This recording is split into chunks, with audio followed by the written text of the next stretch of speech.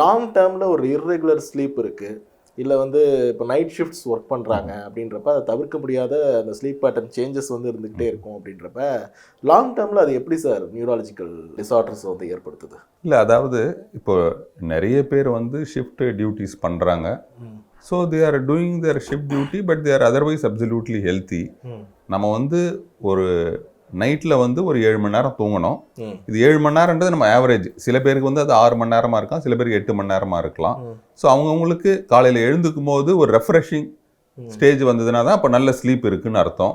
Irregular sleep, light sleep, சில பேர் வந்து நைட்டு 10 மணிக்கு படுக்கிறது, ஒரு 12:30 மணிக்கு தூக்கம் போன உடனே ஃபோனை எடுத்துகிட்டு ஃபோனை பார்க்க ஆரம்பிச்சிருது, என்னென்ன மெசேஜ் வந்திருக்கு, வாட்ஸ்அப்பில் என்ன வந்திருக்கு. ஸோ அவ்வளோதான், அந்த ஸ்லீப் சைக்கிளே வந்து அந்த லைட் பட்ட உடனே வந்து நம்மளுடைய பிரெயின் வந்து ஆக்டிவேட் ஆகிடும்.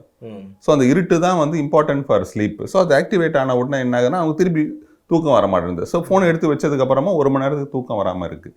ஸோ இது மாதிரி இந்த ஸ்லீப் வந்து டிஸ்ரப்ட் ஆகிறது, ஸ்லீப் குறையிறது, இதனால் வந்து பல பிரச்சனைங்க வரும், including hypertension, diabetes, headaches, impaired memory.